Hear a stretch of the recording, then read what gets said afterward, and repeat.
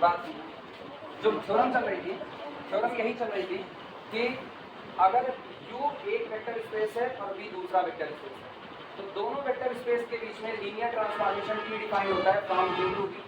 हम कह रहे हैं U की डायमेंशन कितनी m और V की डायमेंशन कितनी n, तुम्हारे ऊपर, तुम्हारी मर्जी, तुम इसकी डायमेंशन को कितना कहते हो n और इसकी डायमेंशन को कितना कहते हो, जहां मन के वहां मान। क्या माने थे हम लोग शुरुआत में? U की कितनी माने थे m और उसकी कितनी U की n माने, ये रहा बेसिस हो रहा है। U की डायमेंशन n और V की डायमेंशन कितनी m माने। कहा गया था कि आप U से V के बीच में जितने पॉसिबल लीनियर ट्रांसफॉर्मेशन डिफाइंड है सबको इकट्ठा करते हैं। That collection is the collection of all linear transformation from U to V।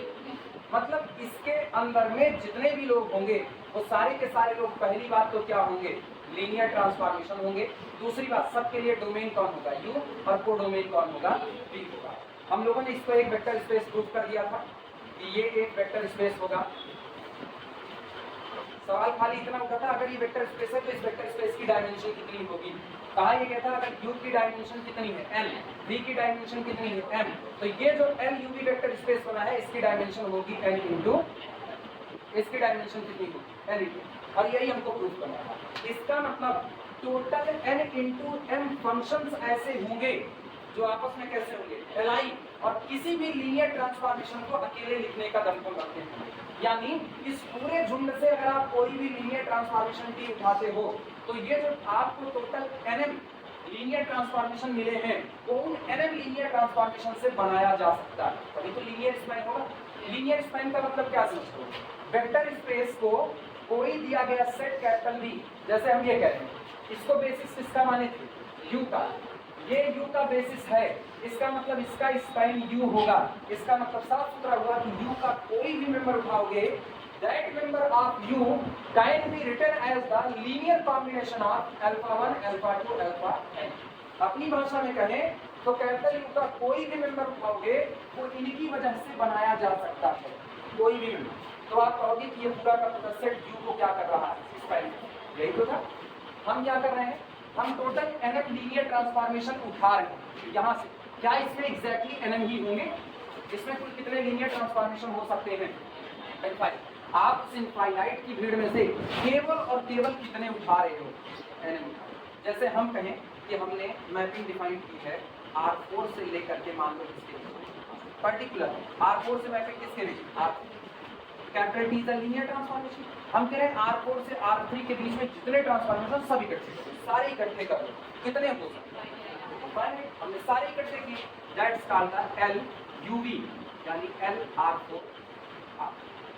ये U है, ये इसकी डायमेंशन कोई बताएगा, और इसकी 3। तो ये जो वेक्टर स्पेस बना इसकी डायमेंशन 4 में आई, यही साबित करना।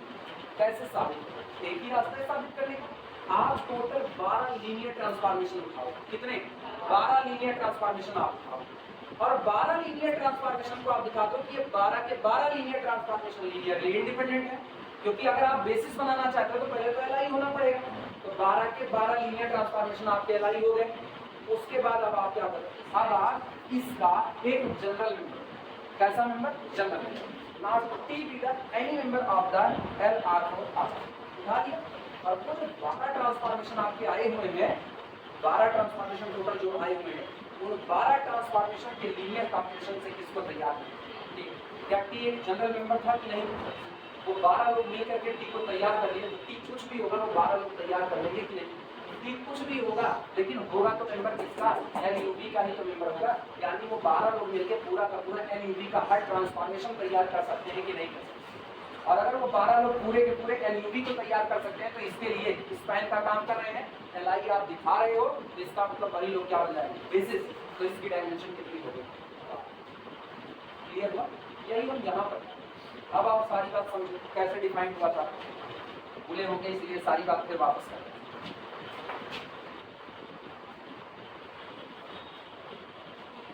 हमारे पास दो वेक्टर स्पेस है, पहला U है, दूसरा V। U की डायमेंशन को m माने हैं तो U का बेसिस हम ले रहे हैं अल्फा 1, अल्फा 2, अल्फा 1, ये लोग इनके लिए बेसिस का काम है।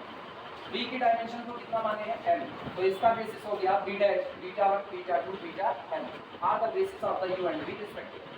अब एक तुम लोग पढ़े हो existence of linear transformation theorem पढ़े हो, वहां पर कहा गया है कि अगर आपके पास Li वेक्टर का कलेक्शन है alpha 1 alpha 2 alpha 3 alpha 4 so on alpha, ये कैसा कलेक्शन है? Li वेक्टर का कलेक्शन।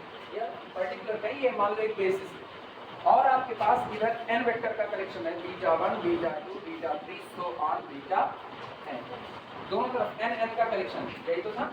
तो कहा गया था now there exist a unique linear transformation, दो नहीं एक ही लीनियर ट्रांसफॉर्मेशन ऐसा होगा और जरूर होगा जो अल्फा 1 को किस पर मैप करेगा, अल्फा 2 को, अल्फा 3 को, अल्फा 4 को, बीटा अल्फा n को।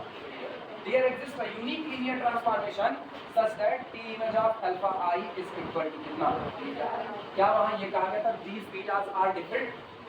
ये तो नहीं कहा, बस इतना कहा गया था ये n एलिमेंट का एक सेट है। अच्छा जब हम कहते हैं ना n एलिमेंट का एक सेट है तो दो बातें होती है, एक तो होता है मेन सेट की डेफिनेशन, जो आप एकदम शुद्ध सेट डिफाइन करते हो, सेट में कोई भी चीज रिपीट नहीं। तो इस आधार पर वहां शायद थोड़ी सी कंफ्यूजन हो गई, उस आधार पर हम लोग कहते हैं बीटा 1 बीटा 2 डिफरेंट, शायद बोले पता नहीं याद नहीं बोले थे ऑल बीटास आर डिफरेंट ऐसा कुछ कहा था। अगर ऐसा कुछ नहीं कहा तब तो सही है, लेकिन अगर ऐसा कहा था तो उसको वापस ले, क्योंकि ये सारे बीटा डिफरेंट होंगे इसकी गारंटी नहीं है, सेट लिया जा रहा है। तो यहाँ जो सेट की बात कर रहे हैं ना, हम कलेक्शन की बात कर रहे हैं, और हम कलेक्शन जब आप कहते हो हमने एक सेट लिया, जब आप कहते हो हमने एक सेट लिया, तो अगर आप मैथमेटिकली, क्योंकि मैंने मैथमेटिकली एक सेट लिया, तो आप एक बात बहुत साफ सुथरी बोल रहे हो ना, we have a well defined collection of object. लेकिन अगर आप सिंपली कहते हो मैंने n वेक्टर का एक सेट लिया, n वेक्टर का एक सेट लिया, तो आप मैथमेटिकली नहीं बोल रहे, क्योंकि अब आपने n वेक्टर के ऊपर ये रेस्ट्रिक्शंस नहीं लगाई कि ये डिफरेंट है या सेम टू सेम है। तो वो सेट का मतलब क्या हो, एक सिंपल सा कलेक्शन होगा। n वेक्टर में हो सकता है कोई वेक्टर किसी का मल्टीपल हो सकता है आपने वेक्टर को रिपीट कर लिया, तो वो सेट का मतलब ऐसा हो जैसे आप कोरिंग भर करके कोई सामान लेकर के चले, इतना उठा कर दिया, ये कलेक्शन लेकर के चले आए। तो ये beta 1 beta 2 beta 3 beta n को जब हम ये कहते हैं ना कि हमने n वेक्टर का एक सेट ले लिया, तो वेल डिफाइंड ऑब्जेक्ट नहीं, उसमें beta 1 beta 2 beta 3 beta n different भी हो सकते हैं, सेम टू सेम भी हो सकते हैं, कुछ डिफरेंट बाकी के सेम। क्लियर है ये बात? तो जब आप Li सेट पर ऊपर alpha 1 alpha 2 alpha 3 alpha 4 alpha n, इसको तो हम कह रहे हैं ये कौन है, ये एक Li सेट है, और हमने n वेक्टर का एक कलेक्शन ले लिया है beta 1 beta 2 beta 3 so on, इस तरीके से करते हुए बीटा n। तो मेरे पास केवल और केवल एक ही ट्रांसफॉर्मेशन ऐसा होगा जो अल्फा 1 को कहा मैं बीटा, अल्फा 2 को बीटा, अल्फा 3 को बीटा, अल्फा 4 को बीटा, अल्फा n को बीटा। अब अगर कोई और ट्रांसफॉर्मेशन था, कोई और ट्रांसफॉर्मेशन, जो ट्रांसफॉर्मेशन ऐसा होता है कि वो अल्फा 1 को किस पर मैच कर दिया, तो इसका मतलब अब ये ट्रांसफॉर्मेशन फिर कुछ अलग करने वाला होता है। अल्फा 1 को किस पर मैच किया, बीटा, तो निश्चित तौर पर ये अपने जैसा अकेला ही ट्रांसफॉर्मेशन होगा जब ये बिहेव रखा होगा। अब हम बिहेव इसको दे रहे हैं, माना वो अल्फा 1 को मैच करता है बीटा 1 पर, अल्फा 2 को बीटा 3 पर, अल्फा 3 को बीटा 4 पर, अल्फा 4 को बीटा 5 पर, अल्फा n - 1 को बीटा n पर, और अल्फा n को बीटा। तब जानते हो उससे कैसे लिखेंगे, लिखेंगे हम थ्योरम के आधार पर, और थ्योरम के आधार पर अब हम कहेंगे now we called it gamma 1। कौन पहला एलिमेंट कौन, अल्फा, उसकी इमेज क्या मान बीटा, तो बीटा 1 को हमने क्या कह दिया, गामा। नई नंबरिंग का, नंबरिंग की तो ये बताओ कॉलेज में जब तुम लोग पढ़ते हो तो कॉलेज में इनका रोल नंबर कुछ और होगा, इनका कुछ और, इनका कुछ और, सबका रोल नंबर कुछ और, क्या जरूरी इनका पहला रोल नंबर है, नहीं। लेकिन अब तुम लोग यहाँ आए हो, एलिमेंट तो हो कॉलेज के ना, यहाँ तुमको एक नई नंबरिंग दे रहे हैं, अब हम स्लिप चिपका दें सबके ऊपर ना, सबकी खोपड़ी पे माथे पे 1 नंबर 2 नंबर 3 नंबर 4 नंबर चिपका दिए, तो मान लो अभी हमने पीली पट्टी चिपका दी, येलो डायरेक्टिंग कर लो, सबके बाद में 2 2 3 इस तरह लगा दिए, सारे लोग अलग अलग हो गए। विपिन आए पढ़ाने के लिए, वो हरियर पट्टी लेकर के आए, तो क्या जरूरी है कि जिसको मैंने 1 नंबर ऑर्डर पे रखा है विपिन उसको 1 नंबर पे रखें? विपिन एक अलग ट्रांसफॉर्मेशन है, and this is the unique linear transformation and I am also unique linear transformation, अलग अलग है दोनों। तो हम जिसको मैच किए पहले पर, क्या वो भी उसको पहले पर ही मैच करें? नहीं ना, तो वो उसकी नंबरिंग अलग हिसाब से कर देंगे। तो हम लोग क्या कर रहे हैं, हम लोग एक काम कर रहे हैं, यहाँ सीखना टी इमेज ऑफ अल्फा 1 कितना जा रहा है, बीटा, हम इसको कह रहे हैं नॉर्थ सीधा। टी इमेज ऑफ अल्फा 2 को हम कहाँ भेज रहे हैं, बीटा 3, और इसको हम कह रहे हैं common gamma 2। T image of alpha 3 को कहाँ भेज रहे हैं, बीटा 4, और इसको क्या कहते हैं, गामा 3। तो ये बताओ T image of alpha n को कहाँ भेज रहे हैं, बीटा 1। ये देखो एन का कलेक्शन है, कहाँ भेजे इसको, बीटा 1, और इसको कहते हैं गौर करो तुम्हारी थ्योरम आज भी रहेगा। There exist a unique linear transformation which map T image of alpha I on the gamma I. हाँ यार देखो अल्फा 1 की इमेज कहाँ है, अल्फा 2 की, अल्फा 3 की, अल्फा एन की, यूनिक है कि नहीं। सामने वाले में कुछ और अड़बंगा हाल किया, उसने कहा अल्फा 1 को पटने के कहा अल्फा 3 पर, अब की गामा 1 किसको चिपकाओ, बीटा। कहानी वही हो, there exist a unique linear transformation which map alpha I on the gamma I. ये तो नंबरिंग का प्रोसेस है, इसमें किसी को कोई डिफिकल्टी। तो इसका मतलब जो हम लोगों ने पढ़ी है, there exist a unique linear transformation which map T image of alpha i is equal to beta i. वो गलत नहीं, वो सही है। ऐसा आपके पास केवल कितना ट्रांसफॉर्मेशन होगा, एक ट्रांसफॉर्मेशन में एक बार कोई रूल पकड़ लिया तो उस रूल को छोड़ेगा। सोचो एक बार, अच्छा जैसे हम ही पढ़ा अभी लीनियर अलजेब्रा पढ़ा, तो हम अपनी मैप को लीनियर अलजेब्रा पर करते हैं। अब सामने वाला जो भी यहाँ से गुजरेगा कहेगा अच्छा बंदा लीनियर अलजेब्रा का टीचर है, यूनिक इमेज, ठीक। क्या वो मुझको ये कहेगा कि बंदा कैटेगरी का टीचर है, नहीं। लेकिन अगर वो मुझको दूसरी क्लास में फिर कभी देखे कैटेगरी पढ़ाते हुए तो कहेगा बंदा कैटेगरी का टीचर है।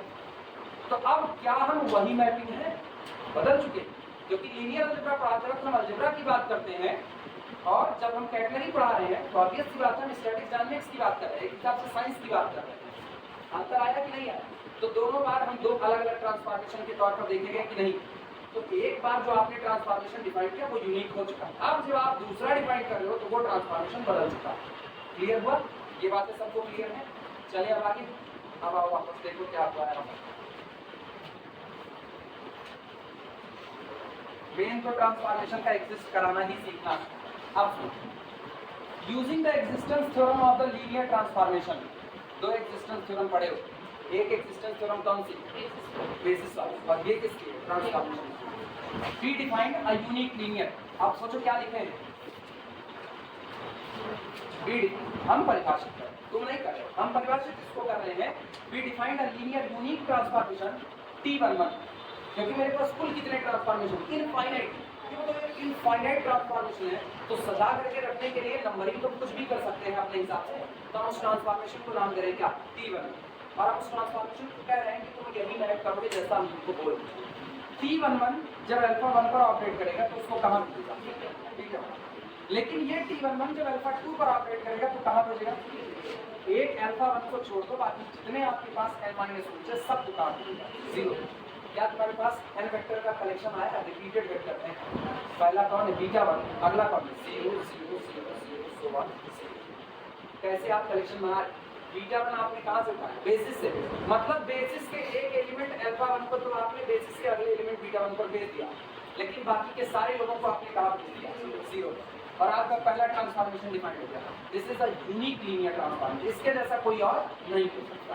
इतनी बातें क्लियर है, ये तो हमने थ्योरम के आधार पर था।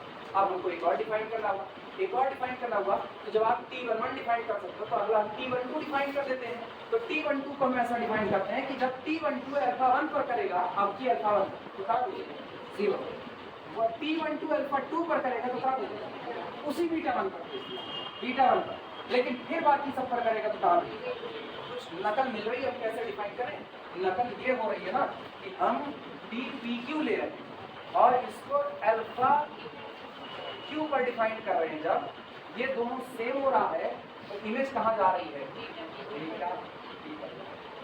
है ना। और अगर ये दोनों सेम नहीं हो रहे हैं तो इमेज आपकी कहाँ जा रही है, 0।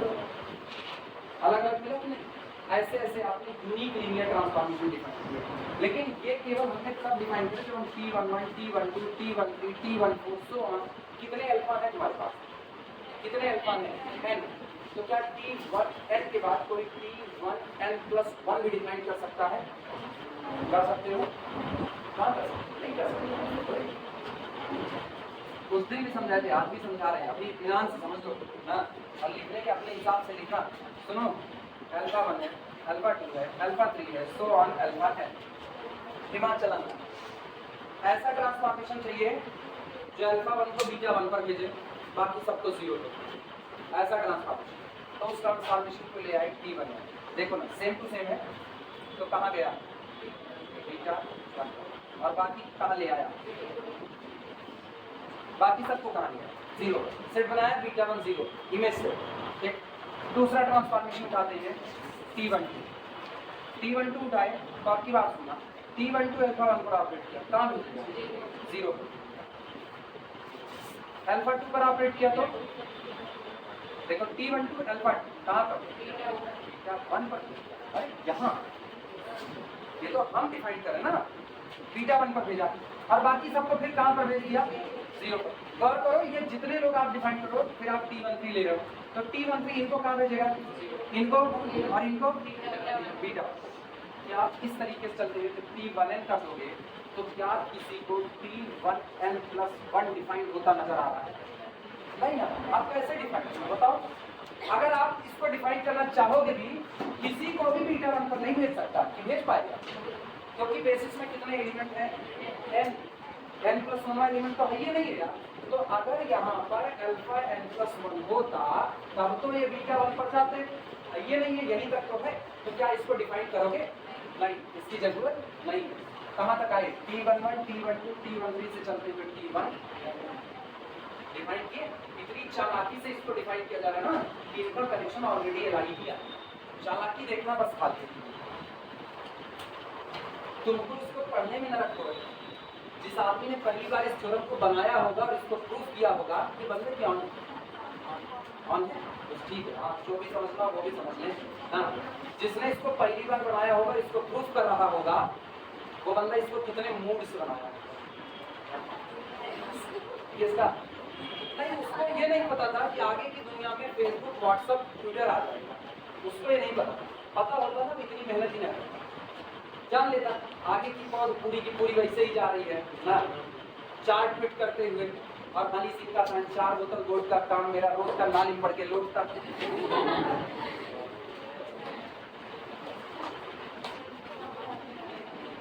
Alpha 1 alpha 2 alpha 3 so on alpha n।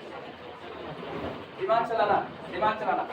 इधर सुनो, इधर कई लोगों का कनेक्शन आए, ये भैया सुनो, खोपड़ी में भटकाओ अपनी। आपने T11 लिया, आपने T12 लिया, T13 लिया और इस तरीके से T1n कितने ट्रांसफॉर्मेशन डिफाइन कर चुके हैं? n ट्रांसफॉर्मेशन तुम डिफाइन कर, और ये n के n ट्रांसफॉर्मेशन सब अलग अलग है, सेम तो नहीं है ना, ये सेम है, सारे अलग अलग है।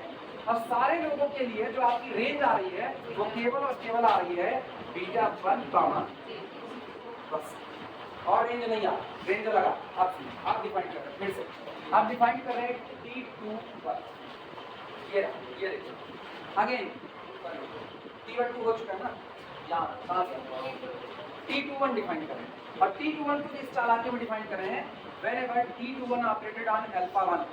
सोचना T21 क्या ये मैच किया कहाँ भेजेगा, मैच करेगा 1 तो कहाँ भेजा बीटा, क्या किसी और में मैच करेगा? अरे ये 1 है, ये 2 है, ये 1 है, ये 3 है, ये 1 है, ये n है, तो कहाँ पर भेजा? ऊपर उल्टा लिख दिया। T21 operated on the alpha 1 and send it on the 0 21 alpha 2। अच्छा ये तो उल्टा लिख दिया, इसको बीटा 2 होना चाहिए, पूरा गलत। और ये रुको, वीडियो रुको, इसको पहले सुधारें, यही गलत कर दिए हम। चलिए सुनो, last one T21 alpha n, ये T2n अल्फा n। अच्छा ये दोनों n n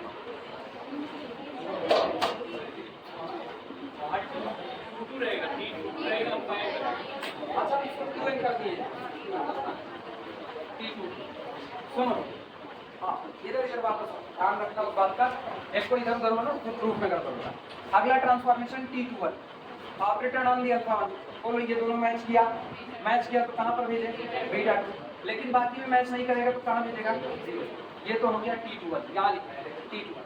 अगला डिफाइन कर रहे हैं T22। तो T22 पे जब ऑपरेट कराएंगे, T22 operated on the alpha, बोलो 1 और ये कितना जाएगा 0। और अगले वाले से T22 ऑपरेटेड ऑन अल्फा 2 कितना, और बाकी फिर सब कितना। तो पूरे के लिए रेंज केवल आपकी आ रही है β2 कामा 0, और आपको मिल रहा है T23 से लेकर के T2। ये मिला कि नहीं मिला, सहमत हो सारे लोग। आपकी कौन डिफाइन होगा, इसी तरीके से T31 डिफाइन होगा। अब तो वो देखो मैट्रिक्स में नकल में, अगला डिफाइन होगा T31, फिर अगला कौन, ये T3, तो और T3 मिल गया कि नहीं। दिमाग चलाना, इधर दिमाग चलाओ। रेंज कोई बोलेगा इसके लिए क्या होगी, T3, 0। और इस तरीके से चलते हुए फॉरवर्ड आगे बढ़ते बढ़ते दिमाग चलाना। T अल्फा कितने हैं, अल्फा कितने हैं, n अल्फा है टोटल। तो आप ऐसा ही डिफाइन करोगे कि अल्फा n पर ऑपरेट कर सके। तो यहाँ पर Tm2, Tm3 से चलते चलते Tmn। ये बताना Tm1 operated on the alpha 1 कितना देगा, Tm1 operated on the alpha 1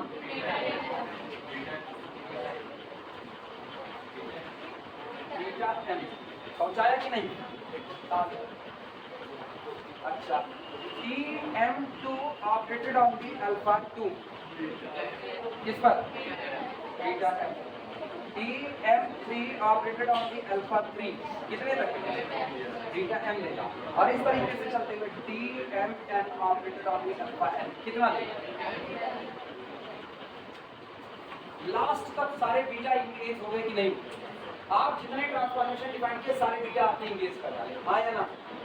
और ये बताओ टोटल ट्रांसफॉर्मेशन की ये पूरा एक मैट्रिक्स इकट्ठी हो गई कि नहीं। और ये बताओ हर ट्रांसफॉर्मेशन के लिए रेंज अलग अलग है कि नहीं। पहले ट्रांसफॉर्मेशन में रेंज में β1 0 मिल रहा है, दूसरे में β2 0 मिल रहा है, लास्ट तक आते आते सोचो β1 बस आपको यहीं तक मिलेगा, β2 यहीं पर, β3 यहाँ मिलेगा, लास्ट में तो आपको केवल βn कुछ और मिलेगा नहीं मिलेगा। तो इसका मतलब सबके लिए रेंज अलग अलग है। ये तो वैसे ही नजर आ रहा है, प्रूफ करेंगे, लेकिन अभी तो वैसे ही नजर आ रहा है कि पूरा का पूरा एलाइन होने वाला है। जिन्होंने अपनी रेंज ही अलग कर दी वो लोग एक दूसरे पर डिपेंड करने जाने वाले हैं, वो एक दूसरे पर नहीं डिपेंड करने जाने वाले। तो हमको एक बात प्रूफ करनी है, ये जो इतने ट्रांसफॉर्मेशन हमने डिफाइन किए हैं, इसी पूरी बात को हम लोग ना सिंबल में लिख देते हैं, सिंबल। और सिंबल में हम लोग क्या लिखते हैं, ये चीज सिंबल में आती है T3Q operated on the alpha I।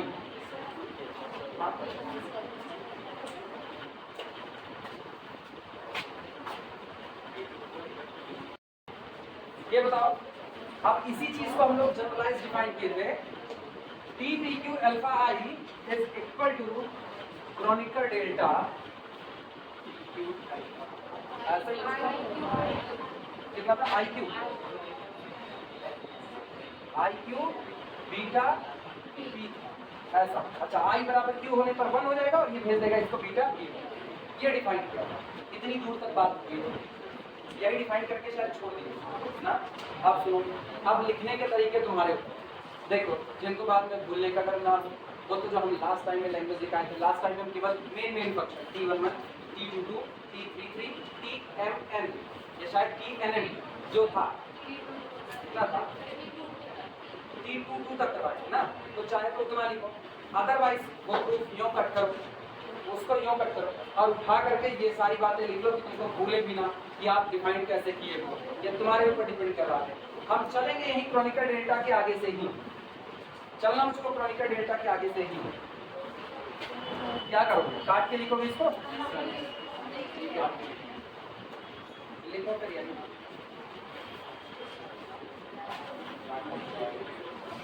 ये मैट्रिक्स मत बनाना, यहां तक लिख डालो बस खाली। मैट्रिक्स मत बनाओ, वहां तक लिख डालना बस, जिनको लिखना है वो।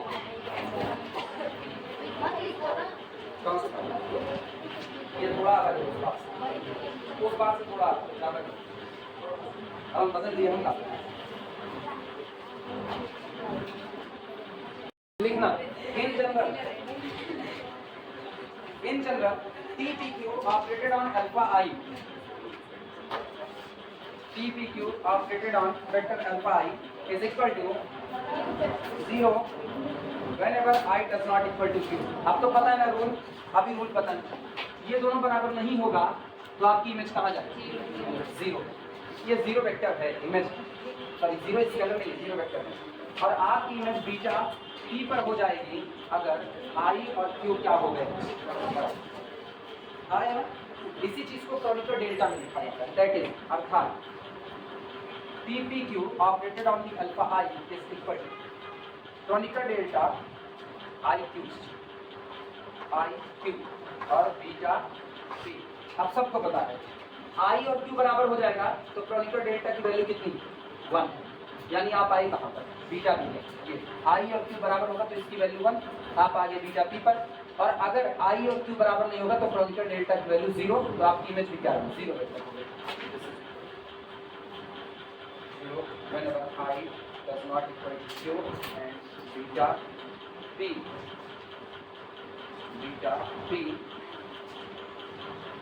if I is equal to Q। ये यहाँ से अब प्रोसेस शुरू होगा, इसको एलाइन, अब हम लोग इसको align,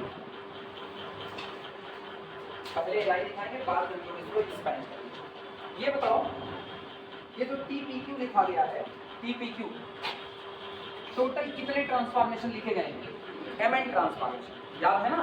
T11, T12, T13, T1n, Tm1, Tm2, Tmn, total MN transformation लिखे गए। ये सब हटा दें, इसकी जरूरत खत्म।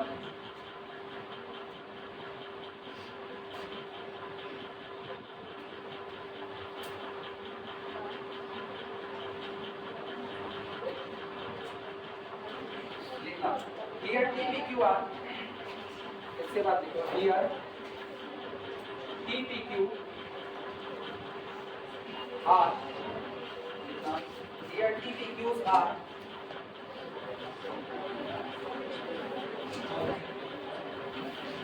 MN transformation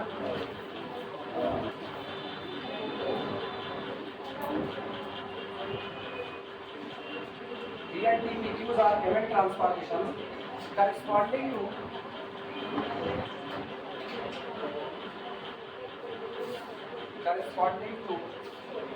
the elements of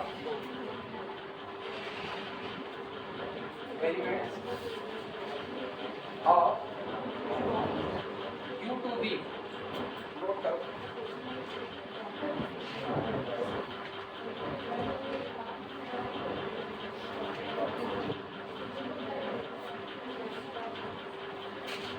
here TPQs are total MN transformation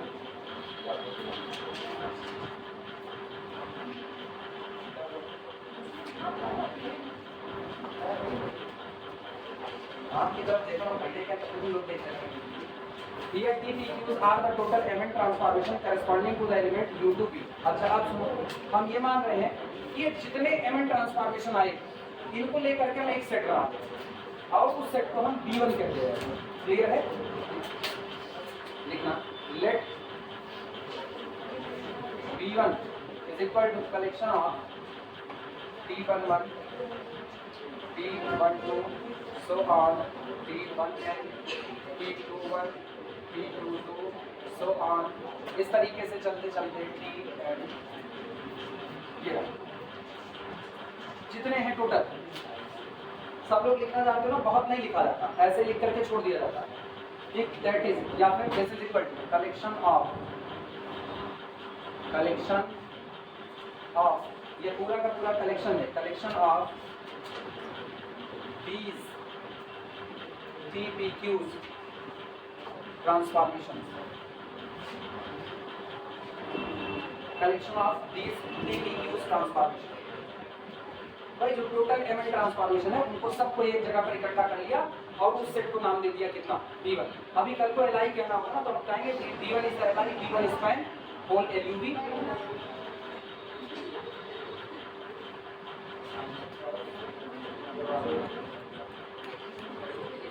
क्या कोई आया क्या? अच्छा,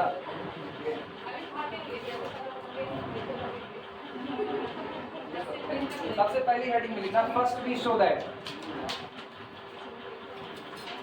फर्स्ट वी शो दैट। इसको ना ब्लैक पेन से लिखना है, क्या दिखाने चल रहे हो इसको ब्लैक पेन से लिखना है। First we show that LUV has set of LUV has set of mn elements which are linearly independent, that is अर्थात V1 is Li। पहला जो दिखाने चल रहा है वो ये है कि जो सेट B1 बनाया है ये B1 सेट आपका कैसा होगा, लीनियरली इंडिपेंडेंट। पहला यही दिखाई। चलो देखो कैसे Li होता है। B1 को Li कहने का मतलब जानते हो, इन सब को उठा करके लीनियर कॉम्बिनेशन का, और लीनियर कॉम्बिनेशन से आप क्या बनाते हो, जीरो वेक्टर। लेकिन आज गौर करना, आज आप ट्रांसफॉर्मेशन का कॉम्बिनेशन कर रहे हो, तो ट्रांसफॉर्मेशन के कॉम्बिनेशन से एलिमेंट नहीं ट्रांसफॉर्मेशन ही बनेगा। तो अब जो जीरो वेक्टर आप बनाओगे वो आप क्या बनाओगे, ट्रांसफॉर्मेशन, जीरो ट्रांसफॉर्मेशन। और उसको बनाने का तरीका होना चाहिए, ये सारे कोफिशिएंट की आप ले जाएंगे zero.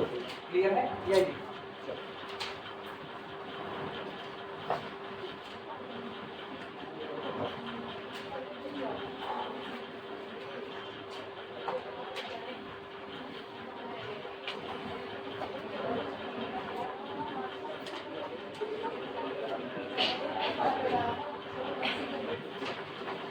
For this suppose, for this, इसके लिए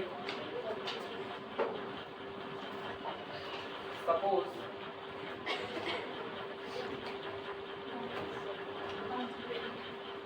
B11 T11 plus B12 T12 plus up to so on plus B1n T1n plus B21 T21 plus B22 T22 plus so on plus B2n T2n plus up to so on, इस तरीके से चलते हुए plus BM1 TM1 plus BM2 TM2 plus so on plus BMN TMN बराबर, बस ऐसे लिखे ना, जीरो ट्रांसफॉर्मेशन। कैप लगाने का मतलब ना ट्रांसफॉर्मेशन।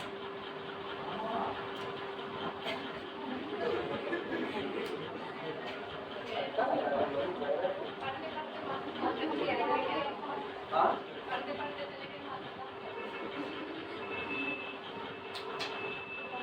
आपकी पढ़ना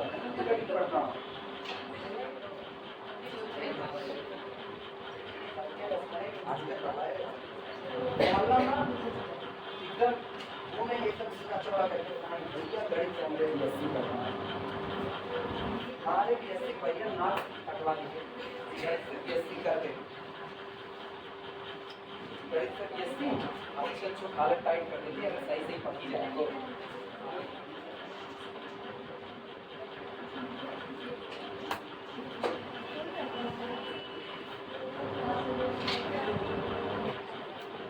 और यहाँ लोगों को आप क्या कर रहे हो, बीएससी कर रहे हो, ऐसा बताते हो मरियल हालत में जैसे लगता है बीएससी नहीं करो मुर्गा खा क्या निकाल रहे हो, बीएससी कर रहे हैं। चलो अच्छा एक और बात सुनो, इधर बात सुनो। ये जो बारात सजी है ना, इस बारात में देखने में पता नहीं चल रहा है कि बारात जा कहाँ पर रही है।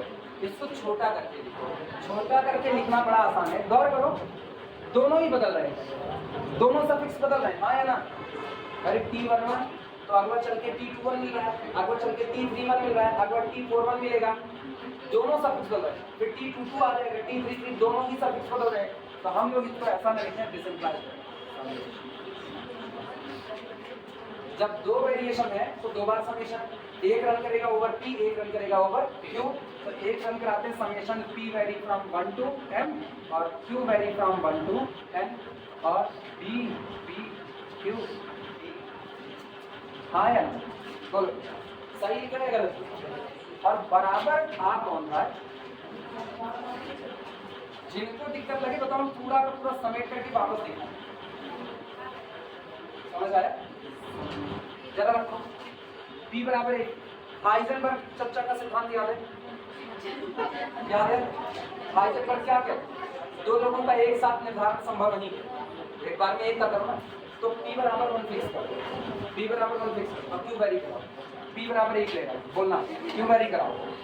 P11 T11, अभी P1 फिक्स है, प्लस समेशन है ना, प्लस B12 T12 आया ना। चलते चलते B1N और T1। हाइजेनबर्ग चर्चा का अगला सिद्धांत फिर आपकी फिर से P को कितना कर दो 2 और Q को वेरी करना, तो आपकी रखना B21 T21 B22 T22 और इस तरीके से चलते हुए लास्ट में P बराबर क्या फिक्स हो और ये बराबर आया ना, लिखा जा सकता है। गणित वाले कैसे हाइजेनबर्ग को अपने फायदे के लिए इस्तेमाल करते हैं, जहां उनके वहां हाइजेनबर्ग का काम करते हैं।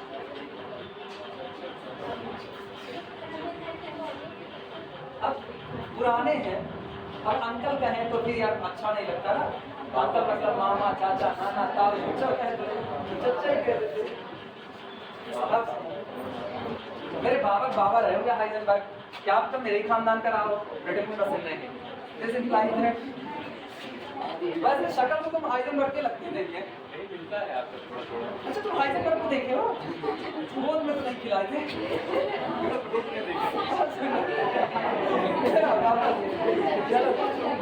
सुनो ध्यान दो इधर, इसका कोई मतलब नहीं है। बात सुनो, ट्रांसफॉर्मेशन का अकेले कोई मतलब नहीं है। जूस बनाने वाली मशीन लेके पूरे मोहल्ले में घूमते जाओ, कोई मतलब है?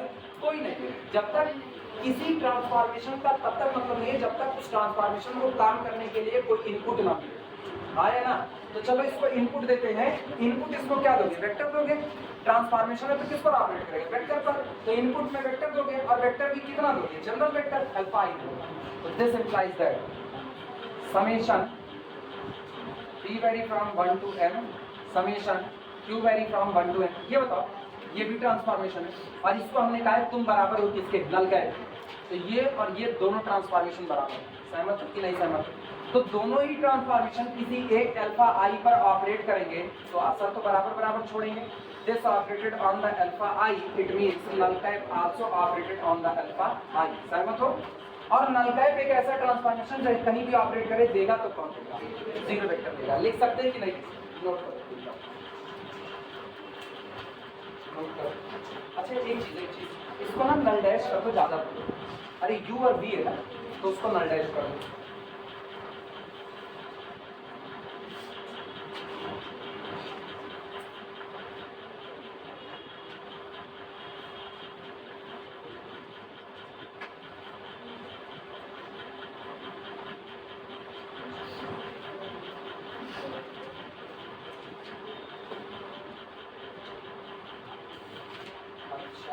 इतना काम हुआ, आओ चलो काम करते हैं। सुनो, इनको सारे लोग पहचानते हो, लिख चुके हो। क्या लिखे हो? ए ना लाइक क्या लिखे हो?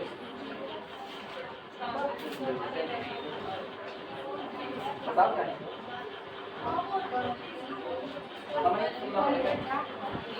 क्रोनिकल डेटा याद आया? Summation from 1 to n summation q vary from 1 to n और इनको लिखा है q। अरे ये तो स्केलर है ना। ये कौन है? Chronicle delta i Q delta T बराबर आया ना। सहमत हो? अच्छा आप सुनो, सहमत हो तो अब एक बात से जरूर सहमत हो। तो आप सब क्या वैरी कराओगे? क्यों ना? क्यों वैरी कराओगे? अरे ना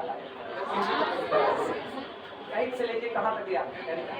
कहीं ना कहीं तो आई से टकराएगा, कहीं ना कहीं तो टकराएगा, लेकिन बाकी जगह तो नहीं टकराने वाला। एक के बार टकराएगा और उसे एक बार के टकराने पर बंदेगा, बाकी सब बार क्या देगा? जीरो। हाँ या ना? तो इसका मतलब वास्तविकता में ये पूरा का पूरा समेशन अपना रोल ही खो देगा। इसीलिए केवल होगा summation d vary from 1 m, और ये पूरा समेशन अपना रोल होएगा, केवल आएगा बी कितना बी आई, क्योंकि आई और क्यू को आप क्या कर रहे हो, बराबर कर रहे हो, तो आई बराबर क्यू रख दो, आई बराबर क्यू, तो चलो इसको क्यू ही रहने देते हैं, आई बराबर पुट कर दिया कितना क्यू, तो ये होगा बी आर आएगा। दिक्कत लगी हमको, पता दिक्कत लगी दिक्कत कुछ बराबर समेशन के हिसाब से आई बराबर की, आई बराबर की क्यू बराबर आई, समझे नहीं समझे, सुनो अच्छा हम जान रहे नहीं, कई लोग ना आउट ऑफ कंट्रोल हो चुके हैं, हम बता रहे हैं कैसे हो। इधर आना वापस, जरा इसको ओपन करो, सुनो ये ला रहा है, इसको ओपन करो, इसको, ये होगा बी पी नहीं पी को बंद करो, P1 अभी P1 summation be very from 1 to m बना हुआ है, ठीक है, BP1, तो अगला कौन होगा क्रोनिकल डेटा I1, और यहाँ कौन होगा बीटा, आया ना प्लस अगला BP2 chronicle data I2 beta P, सी थोड़ा वेरी करा, वेरी को क्यों करा रहे हैं ना, BP2 नहीं 3 chronicle data I3 beta B, और दुनिया में एक दिन चलते ऐसा आएगा कि देखो ये धीमे धीमे बढ़ना चालू किया, आई कितना मेरे को तो पता ही नहीं है ना, तो कभी ना कभी तो आई के बराबर होगा, तो इसका मतलब B P आई आया ना, क्रोनिकल डेटा आई सहमत हो, और उसके बाद फिर बीटा बी, फिर प्लस ऑनवर्ड चलते बी पी कितने का एन, क्रोनिकल डेटा आई एन बीटा आया, क्या यहाँ पर आ करके आई और सेम हो गए, तो इसका मतलब ये बताओ ये कितना, ये कितना, ये कितना, ये कितना, ये कितना, नहीं लगभग बस अभी पता चला, ये 1 हुआ, ये इसकी वैल्यू 1, तो बचा केवल कितना beta p I beta b p I beta p, ठीक, और ये कितना 0, लेकिन ये बताओ ये सब के बाहर कौन बैठा है, तो वास्तविकता में आपके पास केवल और केवल जो बच रहा है वो इस दुनिया से बच रहा है, summation T value from 1 to m और B आई बीटा यही बचा कि नहीं। अब रही बात आई बराबर क्यू है, आई तो तुम्हारी मर्जी से, क्यों नहीं तो तुम्हारी मर्जी से, आई लिखो, कहाँ मेरे को फर्क पड़ता है, लो हम आई लिख देते हैं। अभी सहमत हो कैसे आया, लेकिन अब सहमत हो तो अब अगली बात से सहमत हो जाना, अगली बात क्या है वो सुनना, सबको दिखाना क्या है, हमको दिखाना ये है कि भैया ये जो नमूना तुम जोड़ करके और जीरो कैप बना रहे हो, इसमें हर कोफिशिएंट खुद कितना होगा, एक भी कोफिशिएंट इसमें नॉन जीरो नहीं हो सकता, देखो ना ये मिल चुका है, आई बराबर किसके है, आई बराबर किसके, तभी तो क्रोनिकल डेल्टा बनाया है, तो आई बराबर क्यू है, तो क्यू 1 से लेके कहां तक दौड़ता था, n तक, तो आई भी 1 से लेके कहां तक दौड़ेगा, 1 से लेकर के n तक दौड़ेगा।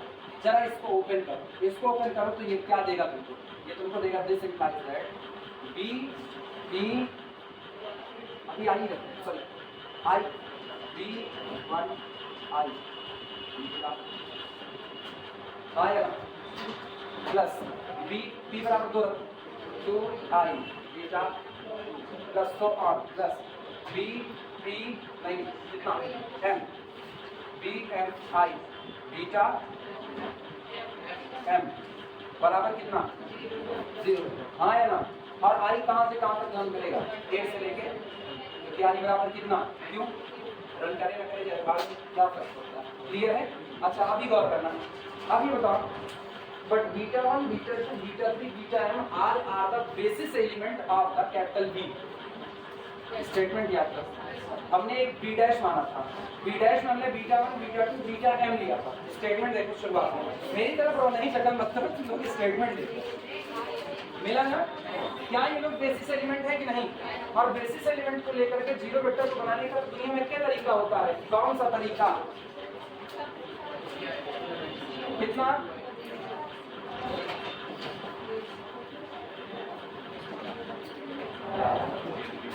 सब कितना?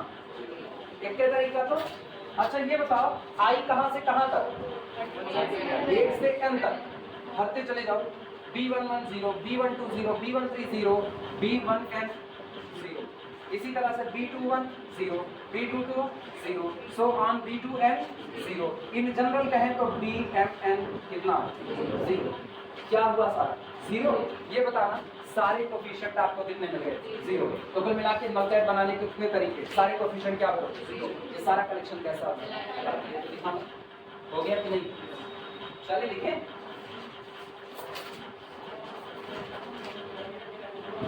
आप बताओ कैसे लिखो? इसके बाद वो लिखोगे, फिर ये लिखोगे, फिर ये लिखोगे, जैसा तुमको समझ आए।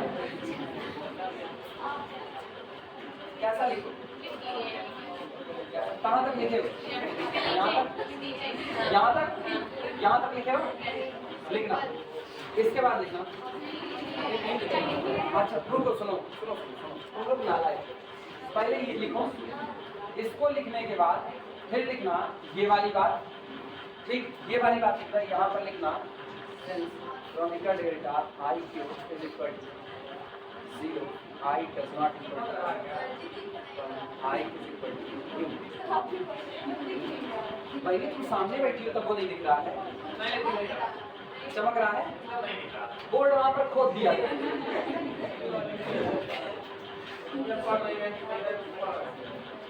अच्छा सुनो, ये वाला नजर आ रहा है, ये नजर आ रहा है, इसके बाद ये वाला, इसके बाद ये वाला जो कि भाई चिकिया यहाँ ये लिखना, और इतने के बाद रुक जाना, इतने के बाद रुक जाना, या रुकना मत, तुम लोग ये भी लिख ही डालो, यहाँ तक का लिख डालो, ये पूरा यहाँ तक आओ, ब्रैकेट में नहीं, ब्रैकेट में यहाँ सीधे से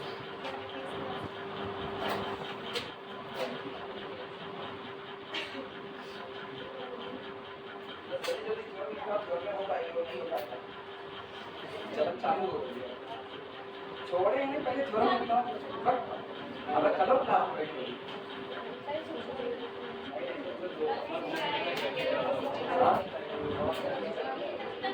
गर्मी नहीं जाता अब कम।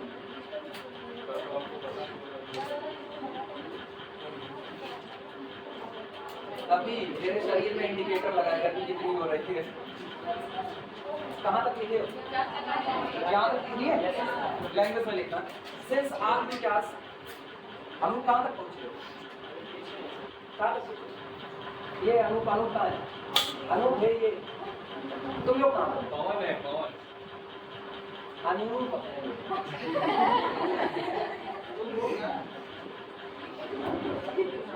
अभी बोलेंगे नहीं, नहीं दुल्हन वाली बात।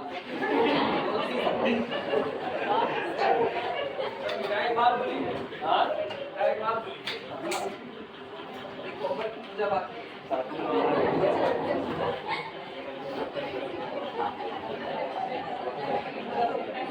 इतने के बाद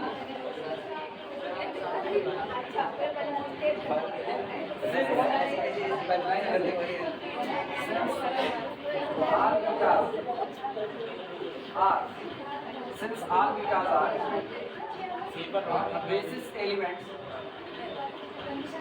of capital B, लिखो ये चल तो रहा है, नहीं इसको बंद किए हैं बस, ठीक है। Since all betas are the basis element of the capital B, so above equation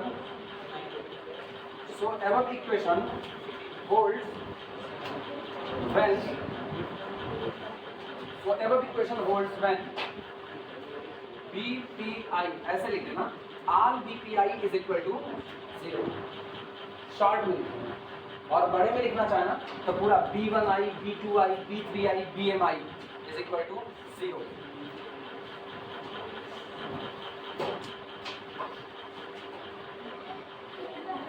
all VPI is equal to 0. This implies that. अच्छा अब सुना, इसका मतलब ये यहाँ लिख रहे हैं, देखो यहाँ पर ऊपर लिख रहे हैं जिससे यहाँ पर नजर आए, इधर इधर वापस ये ना लाए। P की वैल्यू कहाँ से कहाँ, 1 से लेके m तक, और I की वैल्यू 1 से लेके m तक, because I is equal to Q की। तो इसका मतलब B1 इज इक्वल टू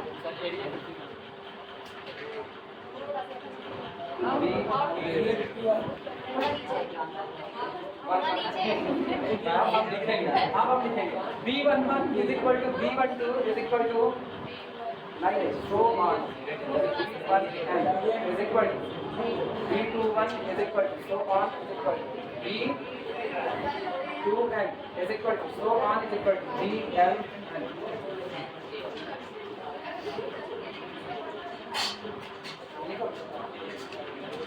सारे के सारे कोएफिशिएंट कितने हो गए, 0। तो भैया 200 रुपये ब्रेकेज चार्ज लेना पड़ेगा। हाँ ब्रेकेज चार्ज थोड़े ये लोग क्या कुछ फोटो का खूब ले चला घर से पाना वाना लेके आते हैं ये लोग, और कहा करिए फोटो चलेगा नहीं, ले जाएंगे थोड़ी देर नचाएंगे, उसके बाद बाहर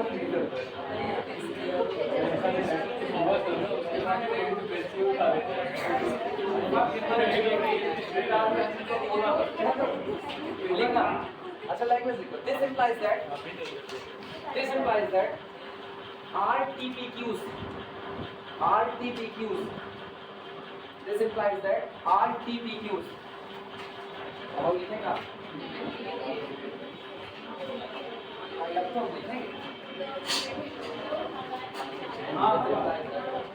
RTPQs that is whole set B1 must be, बोलो क्या हो गया, must be linear। चल भैया एक हिस्सा प्रूफ होगा, पहला ही हो गया, इस पर और दिखाना रह गया, और इस पर दिखा रहे हैं, बाहर नहीं करेंगे। रास्ता चलते चलते घर जाते जाते हम ही मर गए, कौन पढ़ाएगा कर? पता चलेगा नीरज जी आखंड आएंगे पढ़ाने के लिए, फिर तब दिक्कत हो जाएगी।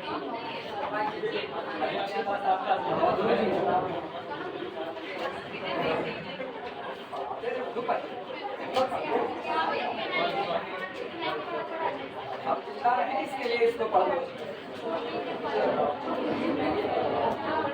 लिखना सेकेंडली भी प्रूव दैट, लिखो सेकेंडली भी प्रूव दैट।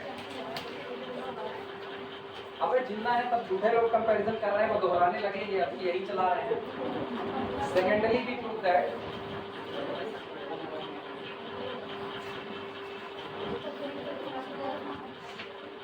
ये लोग कंपैरिजन कर रहे थे कुछ लोग कि वो जी तो अपना पूरा कोर्स खत्म करके दोहराने लगे, हमारे यहाँ तो अभी चल ही रहा है, अब क्या घोड़ों की रेस में गधे नहीं दौड़ा काहे बिना मतलब बड़ा कंपैरिजन पालते हो।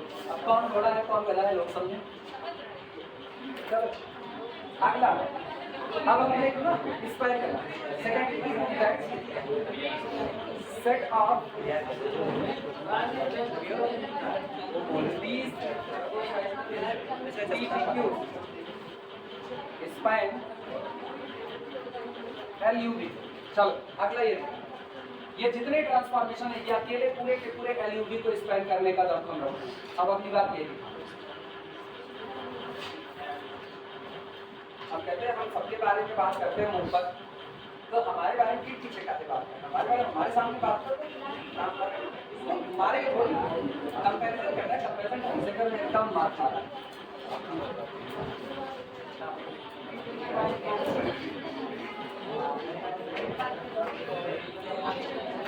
अब एक के दिन टेस्ट क्लियर देख लो ना, 63 से एक लोग तो पार हो पाए किसी तरीके से।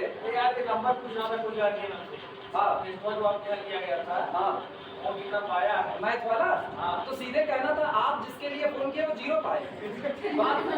63 में से एक के यही आकांक्षा खाली सही सलामत चल पाई है, बाकी तो और सही सलामत चला कौन। अंशी को गड़बड़ाई हुई है, विनय गड़बड़ाए हुए हैं, जिनको निपटना था वो भी तो गड़बड़ा गए। तो बाकी तो सारे लोग, और गार्जियन से हम बताएंगे, हम कह दिए ना कि हम खाली कहते हैं R4/R पर 4 स्टेटमेंट सही लिखने को, आपका लड़का वो भी नहीं लिख पाया, तो कहेंगे बचपन से मेरा लड़का लड़की गलती तो कर ही रहा, सही क्या और आगे इसीलिए कोई आपका नंबर नहीं किया करते। विपिन का नंबर होगा, शशांक का नंबर होगा, मेरा नहीं होगा। और मतलब चलते हाथ डाले वाली कंडीशन है।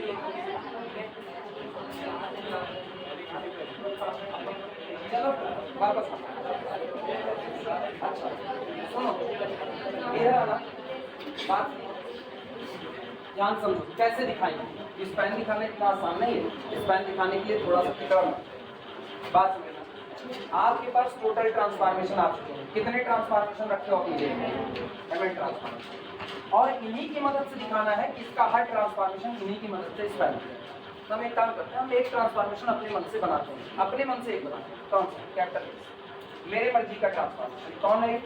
ये है, this is the collection of A p Q. जानबूझ के BPQ नहीं लेते, जानबूझ के अभी BPQ लिए थे ना, कई लोग इसमें से ना बुलेटिनिया ले लेंगे, कहेंगे अभी तो BPQ को 0 करके आए हैं, तो वही 0 बैठा रहे, 0 नहीं बैठा रहे ट्रांसफॉर्मेशन में, इसीलिए हम आगे कोफिशिएंट को बदल दे रहे हैं। ठीक है, अब हम एक ट्रांसफॉर्मेशन अपनी मर्जी से बना रहे हैं। ये बताओ कैपिटल यस कितने लोगों से मिल करके बना है? MN लोगों से, 19 तो बनाए हैं। अच्छा, ये जितने MN लोग आपने बटोरे हुए थे, ये सारे के सारे क्या थे? लीनियर ट्रांसफॉर्मेशन थे, लाइए सारे के सारे लीनियर ट्रांसफॉर्मेशन। और हम लोग प्रूव कर चुके हैं कि T1 is linear, T2 is linear, then T1 plus T2 is also linear. तो इसका मतलब एक बात तो साफ है कि कैपिटल एस कौन होगा? लीनियर ट्रांसफॉर्मेशन होगा। आया ना? और ये जितने लोग हैं ये सारे लीनियर ट्रांसफॉर्मेशन U से कहाँ काम कर रहे हैं? V में। तो मतलब मेरा S भी कहाँ काम करेगा? U से किसमें? V। एक ट्रांसफॉर्मेशन अपनी मर्जी से बनाया। आया ना? इतनी बातें समझ में? अब ये मेरा टेस्ट बिट है, ये टेस्ट बिट। अब हम अपनी मर्जी से एक ट्रांसफॉर्मेशन उठा लेंगे, capital T। Not T be the transformation from U to V। ये मेरी मर्जी का है, इसको हमने उठा लिया, इसको हमने जनरेट किया, this is our test bit. और इसको हम ले करके चल रहे हैं, क्योंकि हमको दिखाना क्या है कि U से V में आप चाहे जो ट्रांसफॉर्मेशन डिफाइन करो, चाहे जो डिफाइन करो, ये ट्रांसफॉर्मेशन किसी और से नहीं, इन्हीं TPQ से बनाया जाएगा जिनकी संख्या कितनी है? MN। अगर आप कोई भी लीनियर ट्रांसफॉर्मेशन इन्हीं लोगों से बना सकते हो, तो ये सारे के सारे लोग पूरे के पूरे LUV को बनाने का दमखम रखते हैं कि नहीं रखते? यही तो दिखाना है। तो हम क्या कहेंगे, हम चुपके से एक ट्रांसफॉर्मेशन T मान करके चलेंगे और कह देंगे किसी तरीके से T और S आपस में क्या हो गए? बराबर हो गए। T और S के बराबर होते ही, T और S के बराबर होते ही कैपिटल S किसकी वजह से बना है? TPQ की वजह से। तो कैपिटल T भी किसकी वजह से बन जाएगा? TPQ। और मेरा काम हो जाएगा कि नहीं? वापस सुनना, हम जान लेंगे, थोड़ा सा कंफ्यूजन हो जाएगा, फिर सुनना, सब मिटा। हम लोगों ने दो वेक्टर स्पेस U और V के बीच में जितने पॉसिबल ट्रांसफॉर्मेशन थे सारे बटोर दिए। लीनियर, पहला वेक्टर स्पेस U और दूसरा वेक्टर स्पेस V के बीच में जितने लीनियर ट्रांसफॉर्मेशन थे सबको इकट्ठा किया गया, और वो लोग रख दिए गए किसके अंदर? LU। इस दुनिया से हम लोगों ने टोटल MN ट्रांसफॉर्मेशन बटोरे, T11, T12, T13 से चलते चलते T, इनको इकट्ठा किया। कुल कितने लोग हैं MN? और इनको हम लोग एक बात साबित कर चुके हैं कि आप लोग कौन हैं, कह चुके हैं ये लोग। अब हमको ये कहना है कि अब आप कोई भी लीनियर ट्रांसफॉर्मेशन सोचो, कोई भी लीनियर ट्रांसफॉर्मेशन सोचो, वो लीनियर ट्रांसफॉर्मेशन इनके लीनियर कॉम्बिनेशन से बनाया जा सकता है। आप जो भी लीनियर ट्रांसफॉर्मेशन सोचोगे वो किसका होगा? LUV का।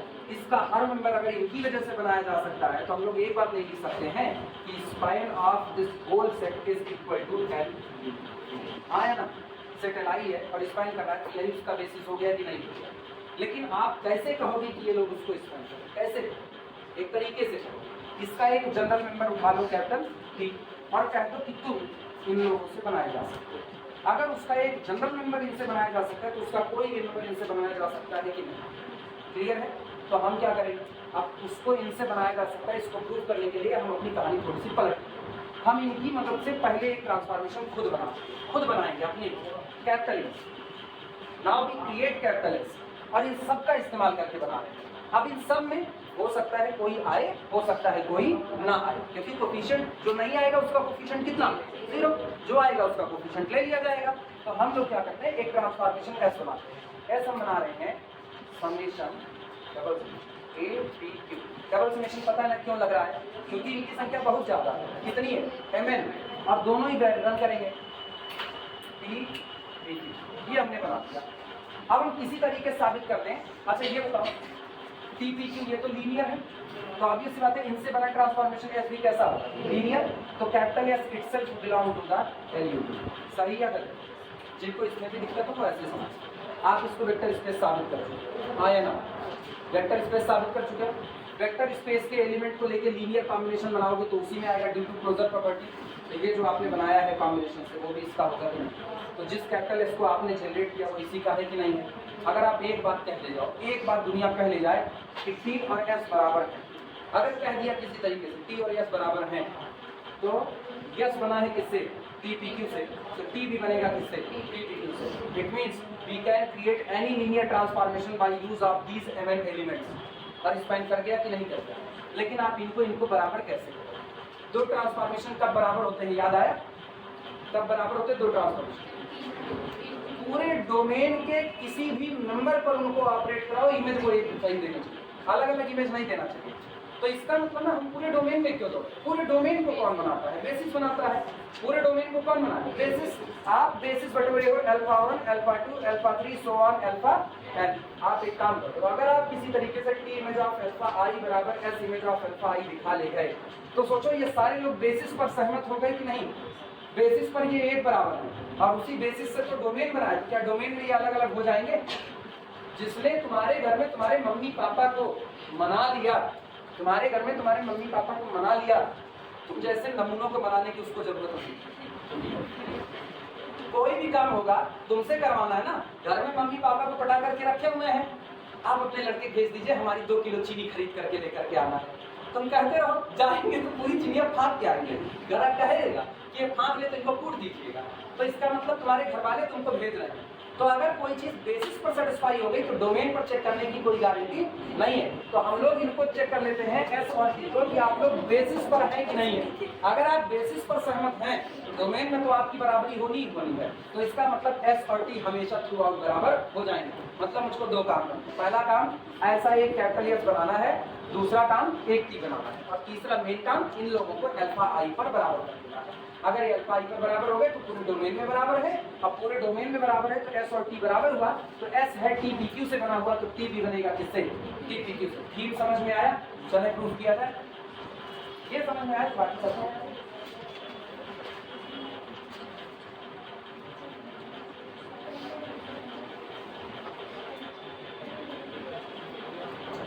लिखो, बी कंसीडर, लिखो be consider, be consider capital S is equal to summation a p q d p q, और सबको पता है टी वेरी करेगा 1 से लेके m तक, क्यू वेरी करेगा 1 से लेके n। ये हम बना रहे हैं कैपिटल एस खुद से बना। ऑब्वियसली अगर एक बात तुम लोग समझ जाओ, हमेशा के लिए याद रखो, तो हम सीधे लिख सकते हैं clearly S belongs to the LUV, और नहीं समझोगे तो हम पूरी बात लिखेंगे every TPQ is the member of LUV, LUV is a vector space, so there linear combination capital S is also belong to the LUV। तब हम ये बात पूरी लिखेंगे, मतलब तब हम कुछ ऐसा लिखने वाले हैं, क्लियर। यहाँ पर कैपिटल एस इज लीनियर, ऐसे L dot C linear combination of TPQs, ठीक, so capital S belong to the LUV। Here capital S is the linear combination of TPQ, so S confirmly belongs to the LUV.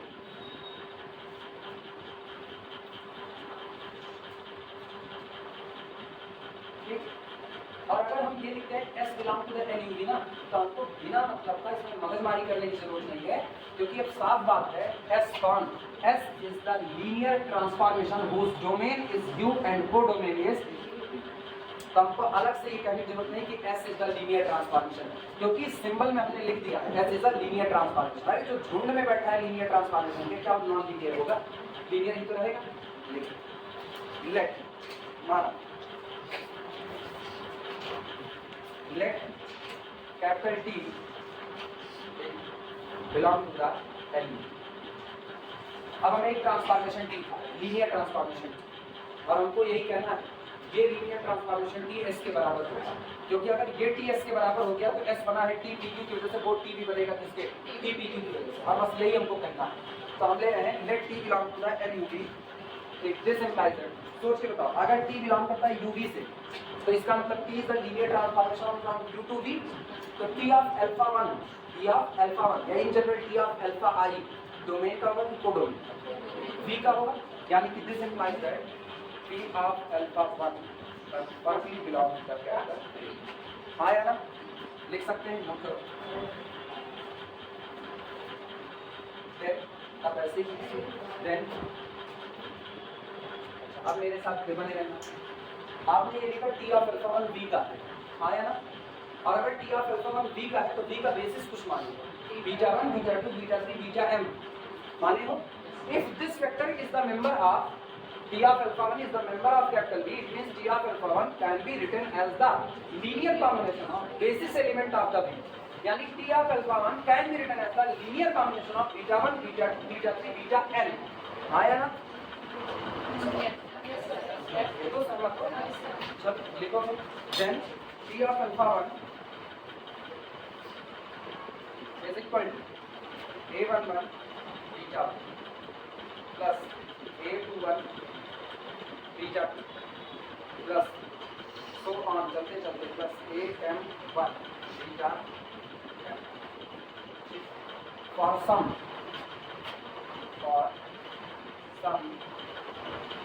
a11 a21 so on am1 belong to the half field.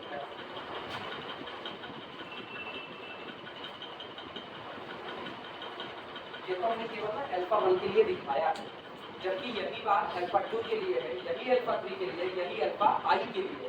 तो अब हम in general alpha आई के लिए सही है, लेकिन in fact वास्तविकता for each i, in fact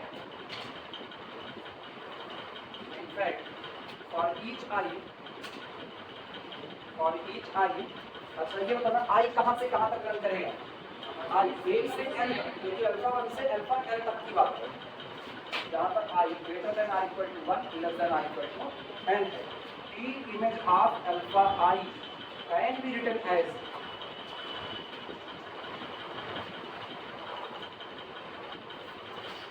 नकल बैठाओ वापस आओ, यहाँ क्या लिखे तो देखो दूसरा वाला सफिक्स बराबर आया ना, अगर हम इसको अल्फा 2 कर दे तो यहाँ क्या लिखे a21 a22 am2 यही तो लिखते, तो आप क्या लिखे अल्फा आई, तो क्या लिखे a1 आई बीटा 1 प्लस यहाँ क्या लिखे a2 आई बीटा 2, इस तरीके से चलते हुए प्लस a m बीटा। आया ना, लिख सकते हैं कि नहीं, नया कुछ नहीं लिख रहे हैं हम, पहले बता रहे हैं अगर तुम पुराना बेसिक नॉलेज रखे हो तो नया हम कुछ नहीं लिख रहे, हम हर चीज वेल एक्सप्लेन करके बोल रहे हैं कि ये पूरा का पूरा कोडोमेन का होगा, और कोडोमेन का हर मेंबर कोडोमेन के basis element beta 1 beta 2 beta n के लीनियर कॉम्बिनेशन में आएगा। अब कॉम्बिनेशन ऐसे ही तो बनेगा बिना कोफिशिएंट के कॉम्बिनेशन थोड़े, तो कोफिशिएंट को चुनने में तुमको ध्यान रखना कैसे आप चुनोगे, क्योंकि एक दो एलिमेंट तो है नहीं, झोंकी भर के एलिमेंट है, तो कोफिशिएंट भी तो आप सोच करके ही चुनोगे। अगर इतना तो ये सोच रहे हैं इसी बात को अगर हम शॉर्ट लिखते हैं, शॉर्ट, क्योंकि अब तो हम हर अल्फा आई के लिए लिख रहे हैं, तब इसको बांध दें आया ना, ठीक, और उसके बाद आई और पी को वैल्यू करा दें सभी, अगर सोच के बताना, सोच लेना, रखो 1 आई बीटा 1 आई बीटा 2 रखो, 2 आई बीटा 2 आई बीटा 3 आई बीटा 3 और m आई बीटा लिख सकते हैं कि नहीं, T of alpha is equal to this, इतना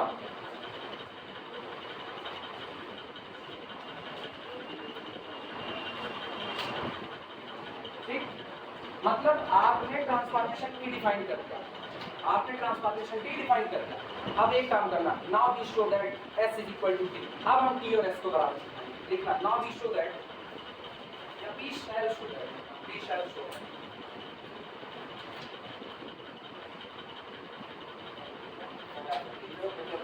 जब मुझसे बर्दाश्त नहीं हो रहा है तो देख कर रहा है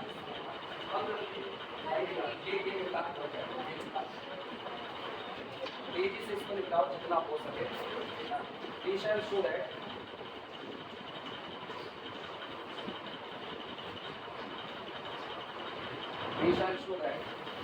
capital S is equal to T। अब हम ये दिखाएंगे कि S और T आपस में क्या होने वाले हैं,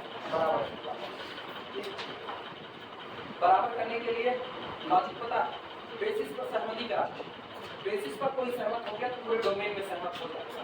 क्लियर है, क्योंकि पूरा डोमेन बनता है इसकी वजह से है, बेसिस से। तो जब आपने बेसिस को सेटिस्फाई कर लिया तो डोमेन को तो आप सेटिस्फाई कर ही दो, कोई इनकार ही नहीं है लिखना। और बेसिस में अल्फा 1 है, अल्फा 2 है, अल्फा 3 है, अल्फा n, तो इन जनरल एक तो अल्फा i मान बेसिस लिखना। Take alpha i, take alpha i belong to the capital B, basis of take alpha i belong to the capital B, basis of B। और operate करो S को operate करो और alpha i करो, देखो क्या आता है। S image of the alpha i is equal to, अब ये भी S पर याद करके रखते हो कहीं, ये is equal to summation E vary from 1 to m, Q vary from 1 to n, A P Q T P Q operated on the alpha i। सही है गलत? S बराबर ये था, तुम इसको अल्फा i दोगे तो इसको भी तो अल्फा i मिलेगा, ये रहा सामने।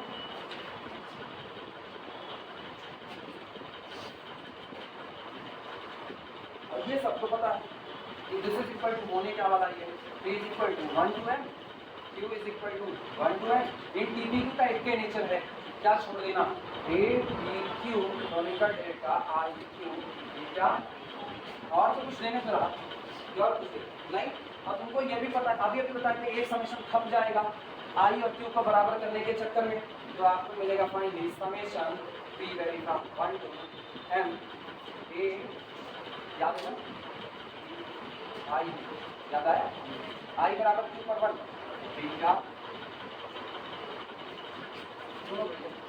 अल्फा i पर देखो, अल्फा i पर कौन ऑपरेट किया, सारे लोग इधर आओ वापस आओ, अल्फा i पर कौन ऑपरेट किया, T, तो क्या देता है समेशन API बीटा, और उसी अल्फा i पर S ऑपरेट करता है तो क्या देता है API बीटा। क्या सेम दे रहे हैं कि नहीं, बेसिस पर दोनों सहमत हो गए कि आप बेसिस का अल्फा i उठाओगे तो वही इमेज मिलेगी जो आपको कैपिटल S से मिलेगी।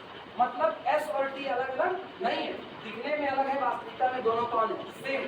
तो अगर दोनों सेम है, S बराबर T, then we know that S is generated by the TPQ, it means T is also generated by the TPQ। और TPQ तो पहले वाला लिया गया जनरल ट्रांसफॉर्मेशन था, it means any linear transformation can be generated by these TPQ elements। आया ना, तो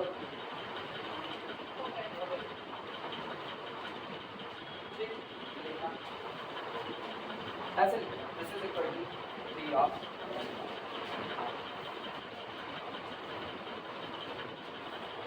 this is equal to T of alpha। अब thus अतः S of alpha i is equal to T of alpha i, और ये जो आपने रखा है ना, ये दो एलिमेंट के लिए for all alpha i belong to the capital, basis के हर एलिमेंट पर ये बराबर होता है, क्योंकि i की हमने कोई वैल्यू नहीं दी, आप जो मर्जी i की वैल्यू चुनो, ये सहमत है। Therefore S and T agree, दोनों सहमत हैं, agree on a basis of capital Q। पता है दो ट्रांसफॉर्मेशन अगर किसी एक बेसिस पर सहमति रख लिए मतलब वो पूरे डोमेन में सहमति रखने को देता है। S and T agree on a basis of the capital Q, so we must have S बराबर T।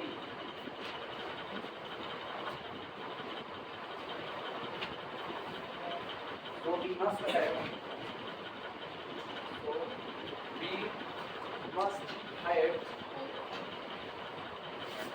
S is equal to D. Okay? And hence chapter T is a linear combination of elements of set B1. B1 में तो सारे TPQ आपने भरे थे, check करो B1 मान ना, सारे TPQ का कलेक्शन B1 मान, ठीक। तो जो आपका चैप्टर टी है वो लीनियर कॉम्बिनेशन है एलिमेंट ऑफ किसका, B1 का, यानी this is span of B1 is equal to value.